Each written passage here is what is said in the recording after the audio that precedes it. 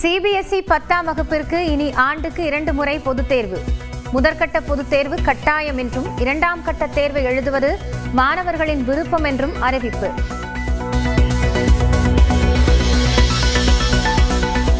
MBBS, BDS படிப்புகளுக்கு விண்ணப்பிக்க பதிவிற்கான அவகாசம் நீட்டிப்பு. ஜூன் 29 வரை அவகாசத்தை நீட்டித்து தமிழ்நாடு அரசு உத்தரவு.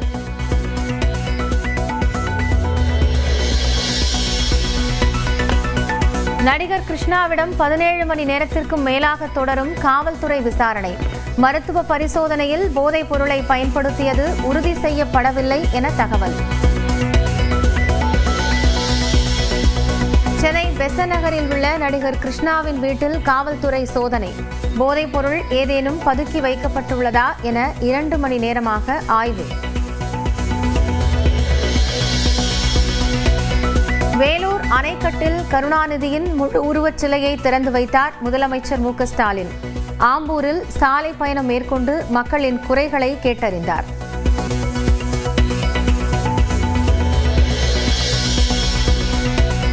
புதிய நிர்வாகிகள், பூத் கமிட்டி நிர்வாகிகள் மீது எந்தவித வழக்குகளும் குற்றப் பின்னணிகளும் இருக்கக்கூடாது. அதிமுக மாவட்ட செயலாளர்கள் கூட்டத்தில் பொதுச் செயலாளர் எடப்பாடி பழனிசாமி கூறியதாக தகவல். கோவை மாவட்டம் வால்பாறையில் 4 வயது சிறுமியை கொன்ற சிறுத்தை கூண்டு வைத்து பிடிப்பு. அடர் வனப்பகுதிக்குள் சிறுத்தையை கொண்டு சென்றுவிட திட்டம்.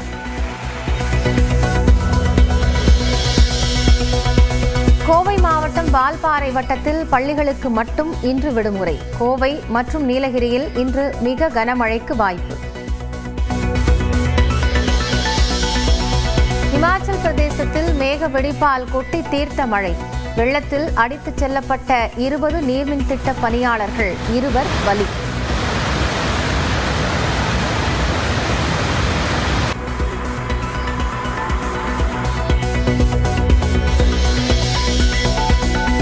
அமெரிக்காவின் தாக்குதலில் அணுசக்தி மையங்கள் கடும் சேதம். முதன்முறையாக ஒப்புக்கொண்டது ஈரான். அடுத்த ஆண்டு முதல் சிபிஎஸ்இ 10ஆம் வகுப்புகளுக்கு 2 பொதுத் தேர்வுகள் நடத்தப்பட உள்ள நிலையில் இந்த நடைமுறைக்கு கல்வியாளர்கள் எதிர்ப்பு தெரிவித்து வருகின்றனர். ஏன் என்பதை விரிவாக பார்க்கலாம்.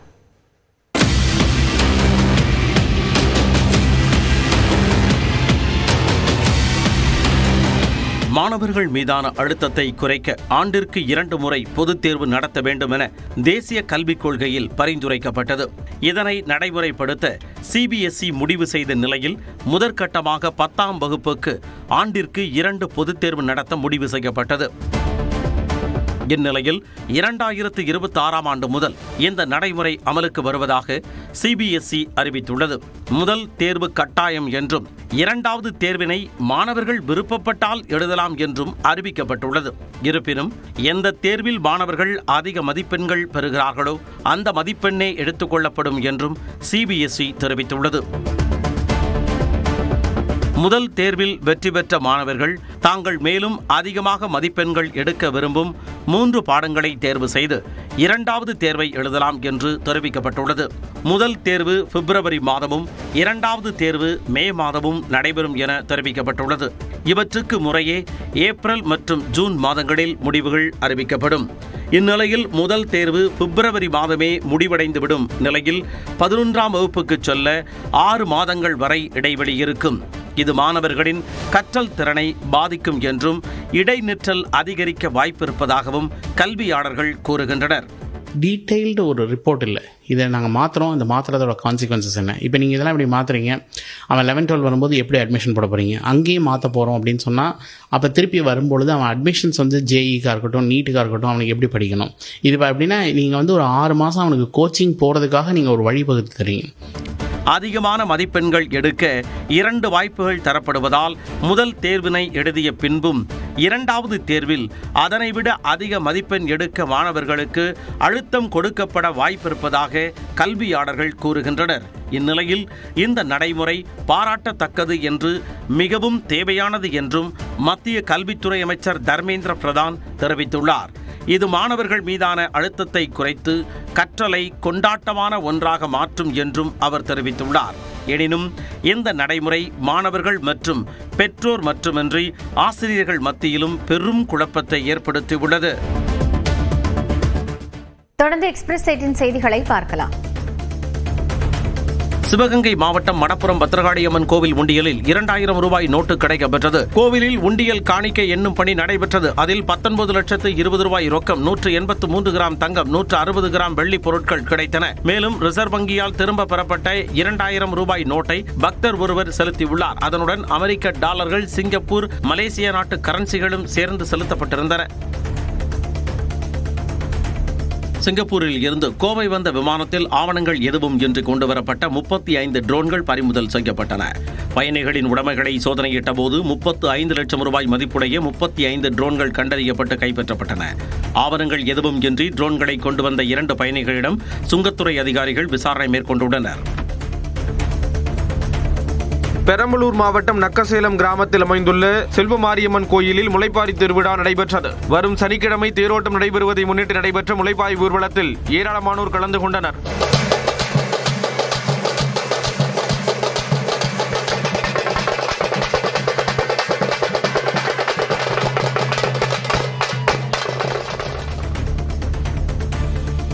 விருதுநகர் மாவட்டத்தின் 25வது ஆட்சியராக சுகபுத்ரா பொறுப்பேற்றுக் கொண்டார். ஏற்கனவே ஆட்சியராக இருந்த ஜெயசீலன் பூங்கொத்து கொடுத்து வரவேற்றதுடன் பொறுப்பு ஆவணங்களை வழங்கினார். இதனையடுத்து புதிய ஆட்சியரை இருக்கையில் அமர வைத்துவிட்டு ஜெயசீலன் பிரியாவிடை கொடுத்தார். வாசல் வரை சென்று புதிய ஆட்சியர் சுகபுத்ரா வழியனுப்பி வைத்தார்.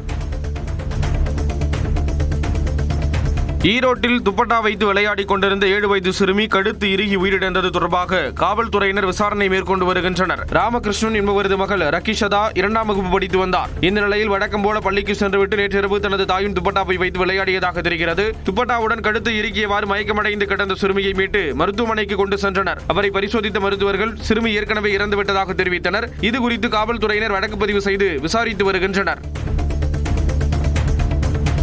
பெரம்பலூரில் நாய் குறுக்கே வந்ததால் இருசக்கர வாகனத்தில் சென்றவர்கள் விபத்தில் சிக்கி காயமடைந்தனர். நெடுவாசல் கிராமத்தைச் சேர்ந்த குமார், ரமேஷ் ஆகியோர் இருசக்கர வாகனத்தில் பெரம்பலூருக்கு சென்று கொண்டிருந்தனர். ஆட்சியர் அலுவலக வழியாக சென்றபோது குறுக்கே வந்த நாய் மீது இருசக்கர வாகனம் மோதியது. இதில் இருவரும் காயமடைந்தனர். நெல்லை மாவட்டம் நாகல்குளத்தில் மேய்ச்சல் நிலத்தில் ஏற்பட்ட தீ விபத்தால் யூக்கலிப்டஸ், வேம்பு, கருவேலம் உள்ளிட்ட ஏராளமான மரங்கள் எரிந்து தீக்கிரையாகின. தகவல் அறிந்து வந்த தீயணைப்பு படையினர் 3 மணி நேரம் போராடி தீயை அணைத்தனர். இந்த தீ விபத்தால் புல்வெளிகள் தீக்கு இரையானதால் கால்நடை தீவனத்திற்கு தட்டுப்பாடு ஏற்படும் அபாயம் உருவாகியுள்ளது. ராமநாதபுரம் மாவட்டத்தில் 10ஆம் வகுப்பு மாணவனுக்கு பாலியல் தொல்லை கொடுத்ததாக விடுதி காப்பாளர் கைது செய்யப்பட்டுள்ளார். இங்குள்ள பள்ளி ஒன்றில் 10ஆம் வகுப்பு படித்து வரும் மாணவனுக்கு விடுதி காப்பாளர் கவியரசன் பாலியல் தொல்லை கொடுத்ததாக பெற்றோர் காவல் நிலையத்தில் புகார் அளித்தனர். அதன் பேரில் போக்சோ சட்டத்தின் கீழ் வழக்கு பதிவு செய்த காவல்துறையினர் விடுதி காப்பாளரை கைது செய்தனர். திருப்பூர் மாவட்டம் உடுமலைப்பேட்டை அருகே ஆண் யானை ஒன்று உயிரிழந்தது குறித்து வனத்துறையினர் விசாரணை நடத்தி வருகின்றனர். காண்டூர் கால்வாய் வழியாக அடித்து வரப்பட்ட 15 வயது மதிக்கத்தக்க யானை தலையில் அடிபட்டு இறந்த நிலையில் திருமூர்த்தி அணையின் கரையோரத்தில் ஒதுங்கியுள்ளது. தகவல் அறிந்து சென்ற வனத்துறையினர் யானையின் உடலை மீட்டனர். இதையடுத்து கால்நடை மருத்துவக் குழுவினர் உடற்கூராய்வு மேற்கொண்டனர்.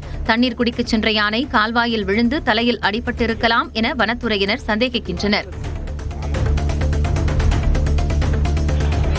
திருச்சி மாவட்டம் உசுரி அருகே அனுமதியின்றி பாறைகளை வெடிவைத்து தகர்த்த போது சுமார் 2 டன் அளவிலான கற்கள் சாலையில் விழுந்து பெரும் பள்ளம் ஏற்பட்டுள்ளது. அப்போது அவ்வழியாக சென்ற மாணவ மாணவிகள் மற்றும் பொதுமக்கள் நல்வாய்ப்பாக காயமின்றி தப்பினர். குடியிருப்பு பகுதிகளில் கற்கள் விழுந்ததில் மேற்கூரைகள் உடைந்து சேதமடைந்தன.